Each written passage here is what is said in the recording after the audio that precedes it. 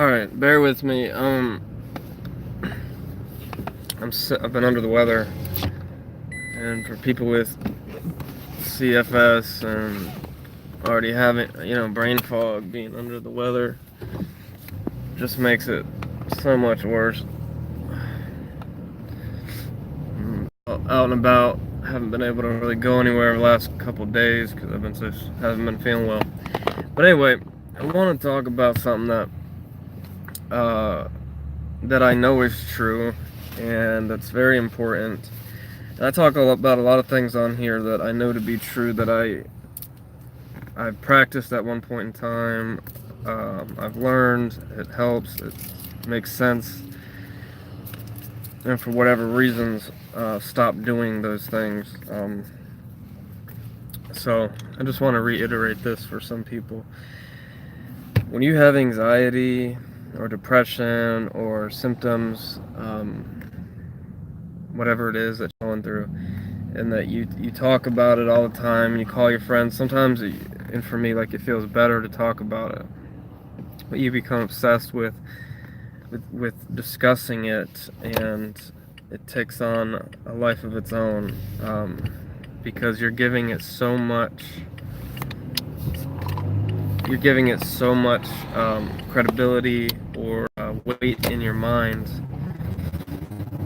and you can't do that. I find myself in conversations with people that have similar situations and patterns, and all we talk about is how shitty we feel.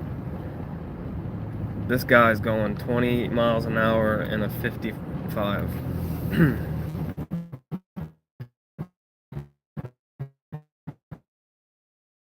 Hold on. Good God. Alright. It is helpful to talk about it with people that understand it and that get it, but it is unhealthy to create a pattern in which all you think about and all you talk about is your symptoms. It's just going to make them worse, and it's really hard to not think about or talk about the way you feel, because it's like having a pounding headache, and I mean, really, you can't think of anything but the headache, and it's not going to help the headache go away thinking and talking about it. But anxiety, it serves as a fuel source. The more you talk about anxiety, the more power you give it. Oh shit, I just missed my exit. I know I should have done this video. Sorry, just missed my exit. I gotta take a detour. I don't even know now if I want to go to this place. But anyway, the whole point of the video is just to tell you guys, suffering from anxiety, talk about it with somebody that gets it. Talk about it with someone that cares. It's very helpful, but don't make it a pattern that controls your day. Something that you're researching constantly talking about, like I do. Friend to friend, finding a friend, talk about it, complain about it, and then find another friend, talk about it, complain about it, and you just keep going, and you keep going. Where does that get you? It gets you nowhere. It actually just reinforces to your brain that you're having a problem, when the way out of anxiety is to tell your brain that you're okay, that there's no threat, and it's so true. And there's a group or a guy on YouTube called Wonder Bro, and he has like my utmost respect for overcoming anxiety naturally without any use of, from what I understand, medications or anything. And I know a lot of people and read a lot of books, and people have done that. I have a lot of respect for them. Not that I don't respect other people who have had to resort to medication, like myself. But either way, when I'm having a bad day or a bad spell, like I'll have a good few days and a bad few days, and as soon as my bad day starts, I start to think and ruminate, oh man, what did I do wrong? You know, is it the gluten that I ate the other day? Is it that I had poor sleep? You know, it's the same thing. It's and we can even, you know, talk about insomnia. I used to suffer insomnia, and if you're sitting there all night thinking, God, I need to sleep, I need to sleep, why can't I sleep? You're not gonna sleep. The worry and fear create a chemical response that's gonna keep you awake.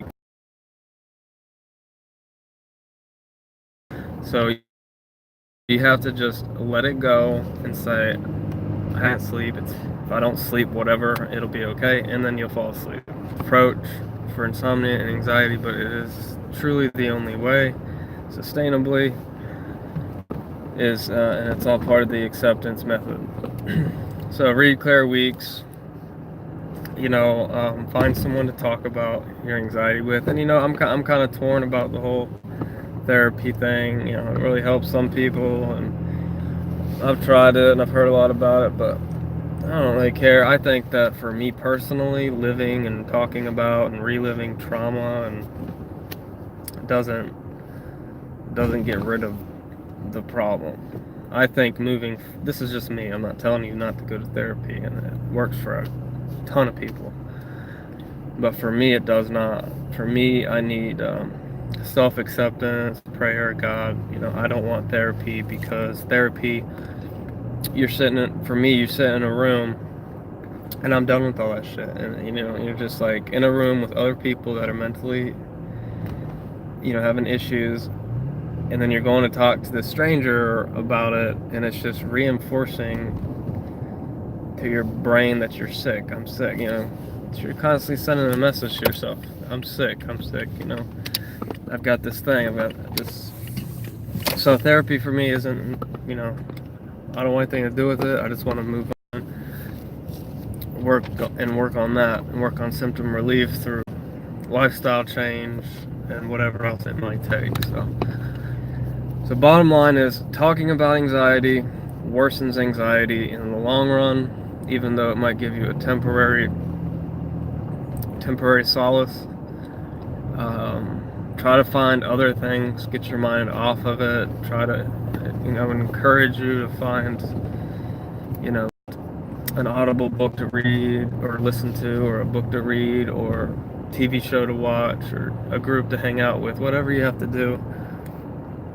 But thinking about anxiety and talking about it, researching it, and worsens it. And who puts it best is Paul David in his book At Last a Life.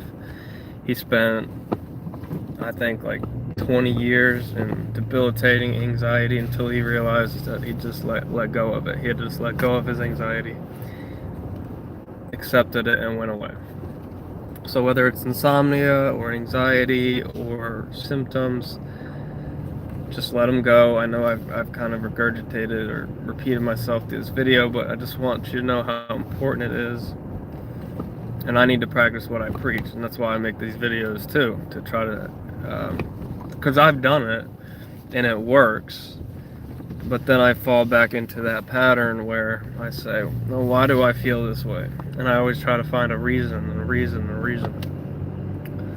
Just, who cares? Just, you have anxiety, you have brain fog, just deal with it and it'll go away. Okay guys, well, not feeling well, God bless. I'm on my way to a juice bar, even though I feel like complete shit, to get a cayenne pepper shot and ginger shot to hopefully boost my brain power and get rid of some inflammation. I really don't want to be out driving because I feel so shit, but here I am. I had to get out. I've been stuck with this cold in the house for 3 days, and I just can't do it anymore. Alright, well, I made this video